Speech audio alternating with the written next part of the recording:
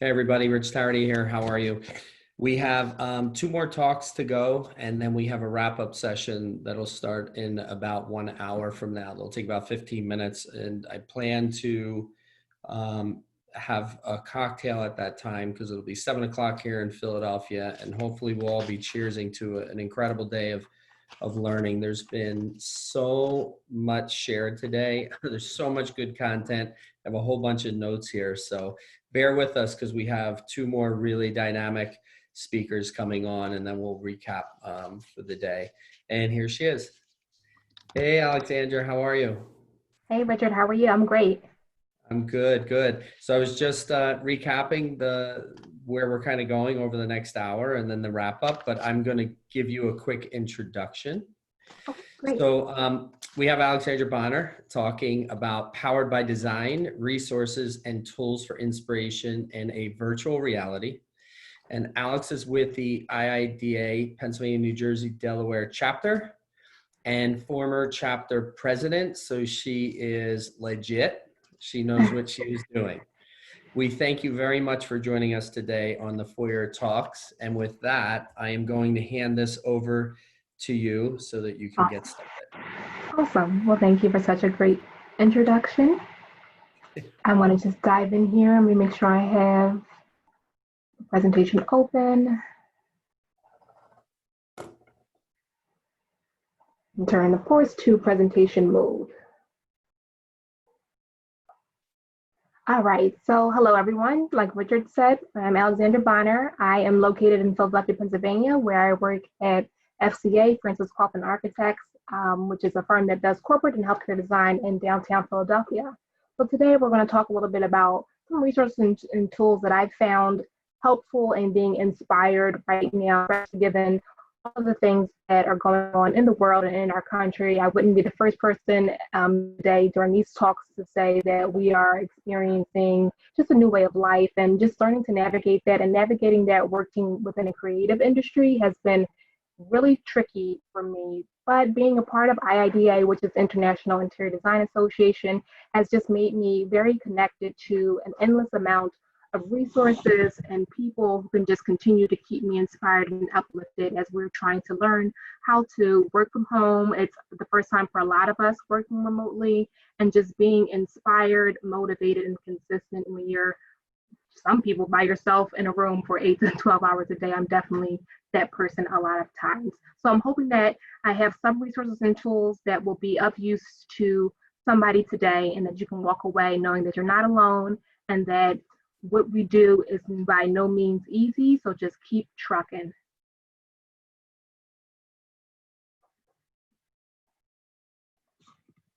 Okay, starting off, just thinking about interior design and thinking about it as a profession in general. I think one thing that's super unique about interior design in our profession, so all of the related trades and the manufacturers who work in tandem to produce great environments, is just to remember the power that design has, and the power that we're driven by through our passion for interior design.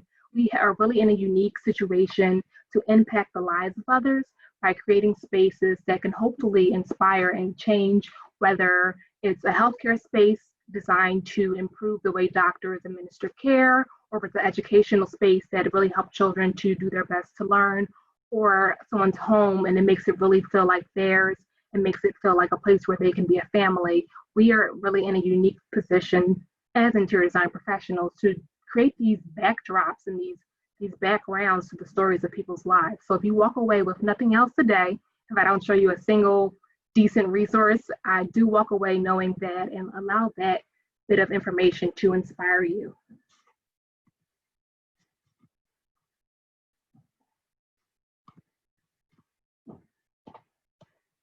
And then also throughout this presentation, I'm including a couple things that I'm calling inspo tips, which are just outside of the virtual resources and tools, just some things that I do throughout my week, if not my day, to stay inspired. And my neighbor is outside chopping wood, so I hope that's not like coming through the screen really loudly, but we'll just keep going anyway.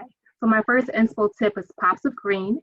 As interior design professionals, we all know pops of color and the term of like pop, adding an accent pop. I really want to encourage people to pursue adding pops of green to your home office, to help to inspire you and drive your creativity throughout the day, whether that's a couple little plant friends for your desk or something to sit on the floor in the room that you're in. You don't have to have a green thumb. All your favorite stores make great artificial plants, West Elm, Target, the dollar store. Definitely get yourself something because that biophilia is real. And having just the inspiration of being in a sense of a place that feels like it's natural and a place that feels calming definitely will help you to be inspired as a creative professional. Moving on to my first resource and tool, Pinterest. I'm sure this is not new for many people, but you can do more than just pin recipes and workouts you're probably never going to do. You can also use Pinterest to help support your interior design profession and career. I like to use Pinterest to just create a lot of different boards that are focused on different sectors. So I have my healthcare board, my corporate board, my lab board, and then I also like to pin individual things such as furnitures, color palettes, materials, things like that, that I can use as a quick reference to look at later on to just inspire me. I'm also really big in pulling together images of colors and textures and plants and things that can be inspirational. So you can kind of see in this image here to the right, which is from Pinterest, showing a bunch of different ways to show color palettes. I'll sometimes use these ideas in presentations to clients so that there's more than just looking at squares and flat imagery on a white background. There's more engaging ways to look at color and textures and themes. And then of course,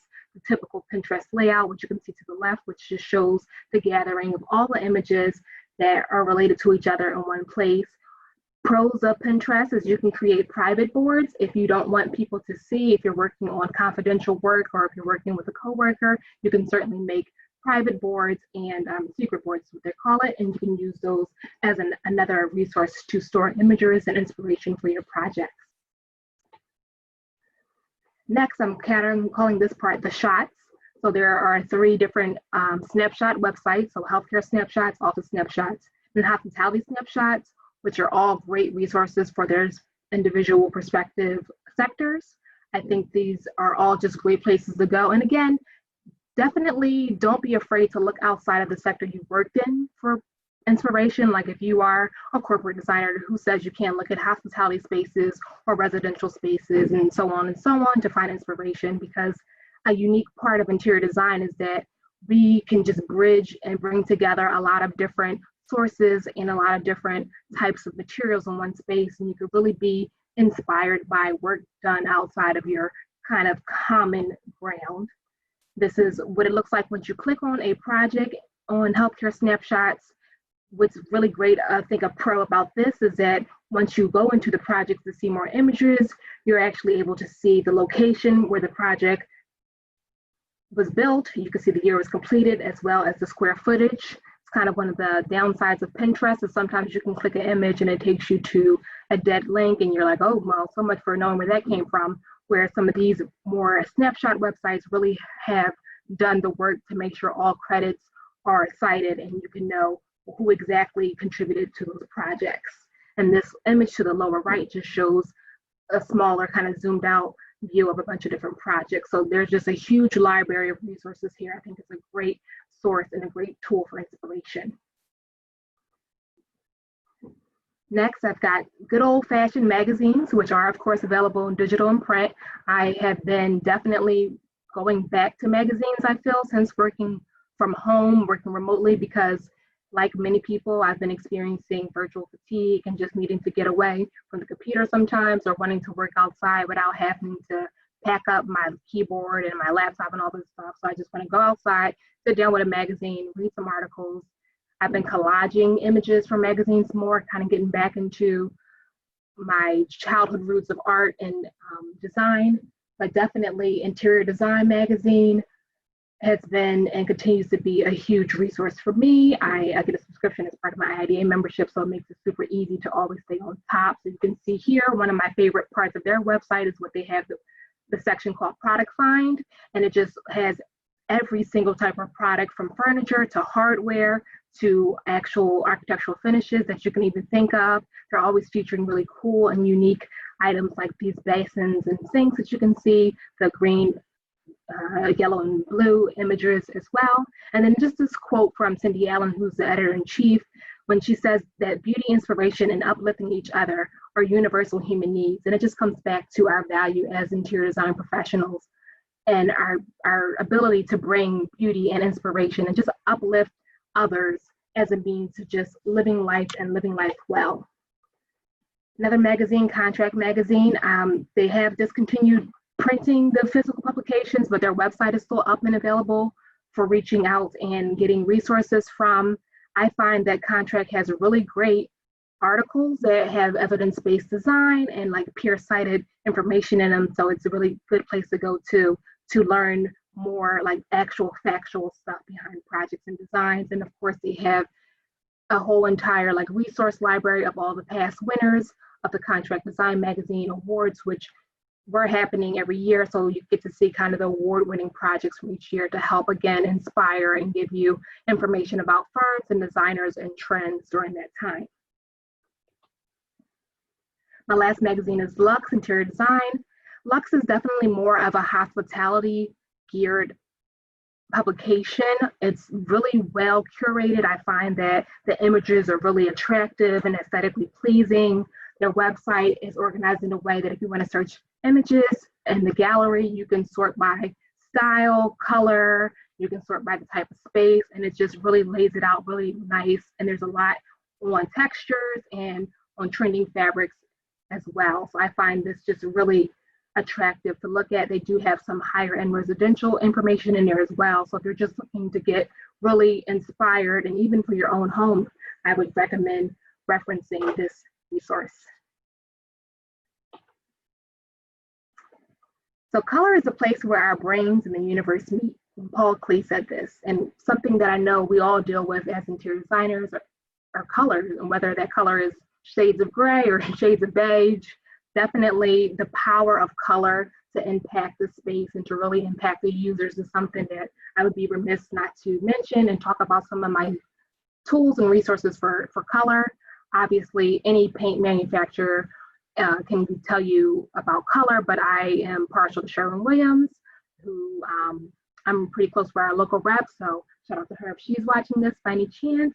Sherwin-Williams and other paint manufacturers typically do color forecasts every year where they just tell us in advance kind of how the industry is going to be moving. Color forecast is rooted in where fashion trends are going as well, so there's a lot of crossover. And then they also announce the color of the year, which for 2021 is this urban bronze. So again, just really nice imagery, high res imagery for you to look at, to just really feel inspired by. And of course, the unlimited ability to order samples and fan decks and things like that, which you can use as tools to help you in your home offices, making selections and building palettes. Another one I really love for colors is Design Seeds, and you can see the website design-seeds.com. This website just has a lot of really good imagery to help you with building palettes or to help you with just coming up with schemes for spaces within a larger project. And they just do a really great job of taking high-res imagery and creating these color palettes that complement the images. And sometimes you wouldn't even think of these color combinations to put together. Some of their pros is that, again, just really curated images.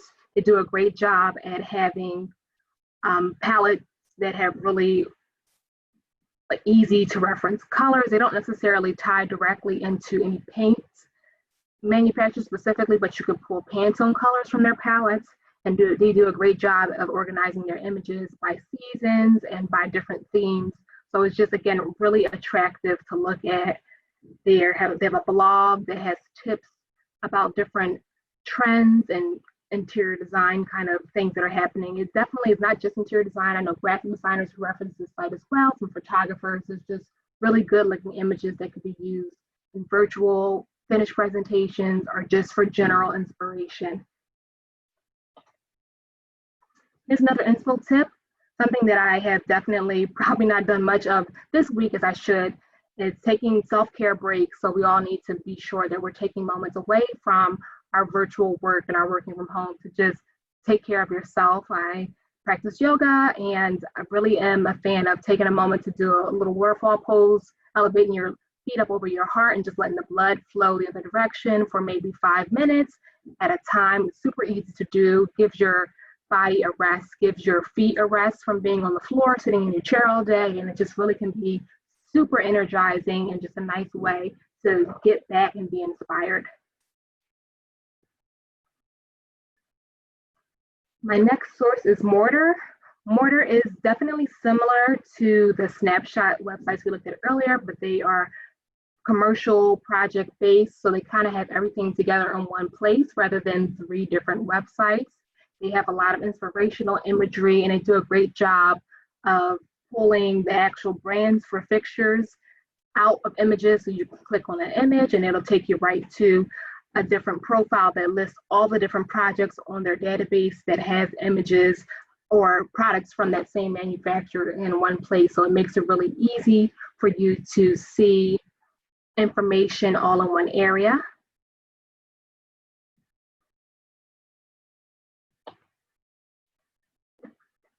Here's a quote from Lloyd Wright: "Form follows function. That's been misunderstood. Form and function should be one, joined in a spiritual union." And I think, again, coming back to the power of interior design, we, like no other profession, in my opinion, bring together items that are joined in a spiritual union in ways that people can really benefit from and experience.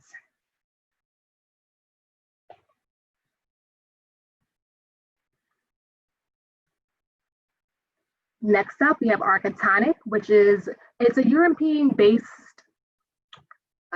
platform. So sometimes when you're looking at things, you have to make sure that you, if your project can't afford the timeline or the fees for bringing furniture in from international places, you might have to filter that out. But as far as inspiration, this is a great site. They have everything: furniture, plumbing fixtures, lighting, anything you can think of, you can find on this website. And it's just like, again, just a brain dump of ideas and colors and textures. And I find it really inspirational for finding items that are not your typical specified items on projects. So if you're working on a reception area or someone's home and you're looking for something really unique, I would recommend this large database for some concepts and ideas to reference. And then last but not least, once you have all of your thoughts together and you're really inspired and you need to start getting some physical samples, love Materials Bank. I think most people have probably most people have signed up with them at this point, especially those who are working remotely for the first time and need to build a bit of their own for small libraries at home. They're really great because you can order from so many different manufacturers, all sorts of architectural finishes, from wall coverings to flooring to textiles, and it all comes kind of packaged together really nicely. And then they also have some great features on the website, such as this picture perfect palette builder. There's a lot of kind of basis design palettes and you can look at for inspiration, or you can order to have the samples on hand to reference. They also have a really great glossary of terms, where I think for students this could be especially helpful if you're trying to learn a bit more about what design terms are actually out there and what those things mean. And then they have this really cool material desk where you can kind of put together little virtual palettes and you pull your finishes together and you can layer it and kind of create that physical palette but in a digital realm. And my last inspo tip: when all else fails, when you don't feel like lying down on the floor or your plants are all dead, just go outside and get some fresh air. Definitely do not let down the benefits of a walk. Biophilia is great inside, but if you can experience it, the real thing, I highly recommend taking all the time you can to get outside and to just breathe. And that's all I have for resources and tools. So thank you. Yes, thank you, Alex. I really appreciate that. I'm just gonna feed you a couple of questions since we have about 8 minutes left. Awesome. So from the group, there was one that said, which of the resources that you showed do you really feel like you rely on the most for sourcing? It's a combination of Pinterest and healthcare snapshots. I work primarily in healthcare right now, so definitely a lot of healthcare snapshots as well. Okay, perfect. And then what's your advice for striking a balance between self-care and working too hard? Ooh. uh, I honestly am not very good at doing that myself. So I probably don't have advice. If I do have advice, I need to be taking it myself. But definitely, it's a struggle, especially with being at home and the boundaries being so blurred between work and home right now. I find that it's just a struggle to really have balance. But your body will tell you when you need it, and really, if you can take 15 minutes out for yourself, that's not very much time at all. Now, whether or not you go back and make up for the 15 minutes later, I'm definitely guilty of that, but I'm definitely continuing to strive to find that balance every day. So, no advice, just be kind to yourself and just try again the next day. And then another one is, how can we keep up with the ever-changing trends in the design world with so much digital and so much social media? Yeah, social media. It's definitely not something I listed on there because I actually am not on Instagram, which people are always like, "Oh, you're not on Instagram." So I try to limit the social media sometimes because there's a lot of personal voices that get involved. Whereas I feel like if I'm looking at certain resources like the snapshots, there's not a person's voice involved. There's just the image and the information, and that's it. There's not that personal portion. But keeping up with the trends is it's tricky because sometimes people contradict each other. Even when you think of colors of the year, Pantone will have their color, Sherwin-Williams will have their color, Benjamin Moore will have, everybody has like a different color. So it's hard to tell like which one is the color. So it's definitely a balance. And rather than keeping up with the trends, I would just figure out which ones speak to you and speak to your design work and focus on those. And then what kind of advice would you give to somebody that is, just kind of starting out in the design space? To advice, Well, definitely I just, think we've had a lot of these questions asked today, but it's yeah, great to get everyone's perspective. For the absolutely, younger designers or someone starting out in interior design, kind of in this pandemic, it's a little scary. It could be a little daunting. Is there for any sure. type of advice that you've heard from IIDA that really stuck with you, or that you could share with the crowd? Just definitely keep connecting, keep reaching out, networking with people virtually. Don't be afraid to reach out to somebody. Look them up on LinkedIn if you're interested in the work that they do. If you see them speak on some sort of platform, follow up, reach out. People are really open to just being mentors and helping people. I know I am, as a person of color, I'm always super interested in connecting with up and coming women of color in the industry and just trying to be a partner in those efforts for sure. So my advice is just to reach out, like send somebody a LinkedIn message, get their email, send them an email. And if that doesn't work, just keep reaching out. You got to be a little bit aggressive sometimes and just ask lots of questions because that's important. It's an important part of the learning process. Sure. And I'm going to tee up just one last question. This one's pretty good. With so many images available as references today, which you just showed, so much good content, how does a designer make sure that his or her design is original?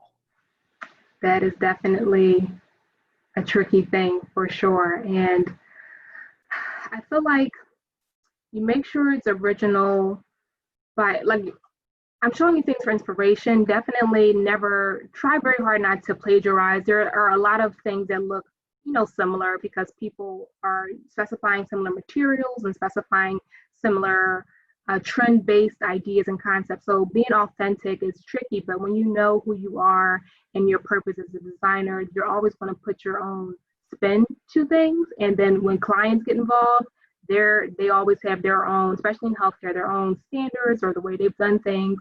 So that always kind of adds the remix to some of the concepts you thought you were proposing.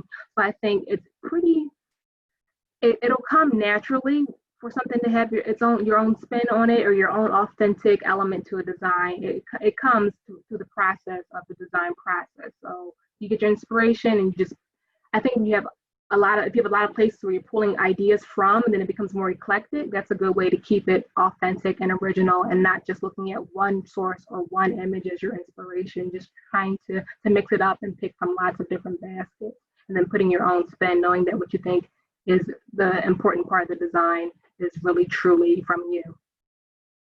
Awesome. And so a couple of folks have asked, like, how do we follow up with you? So is there something? I'm on LinkedIn. You can, Alexandra Bonner. I don't have any fancy, like, made up name, like brown eyes girl, like, nope, it's just Alexandra Bonner. I'm on LinkedIn, and I'm like on LinkedIn a lot. So definitely look me up there. I'm also on the IIDA chapter's website. You can reach out to me on iida-panjde.org. And otherwise, yeah. Okay, awesome. You've got some people looking to follow you, so think about that Instagram account. I mean, yeah, I wouldn't be the first person to say that. Yeah, for sure, for sure. All right, It's perfect. great. Hey, Thank you so really much. appreciate you, appreciate your thought, appreciate your participation today. It's always I great to have. appreciate you as well, and I appreciate Foyer for the opportunity. Awesome. Thank you so much. We have our next design talk coming up with Bernardo on 3D visualizations in 2 minutes. Talk soon, everyone. Bye-bye. Bye.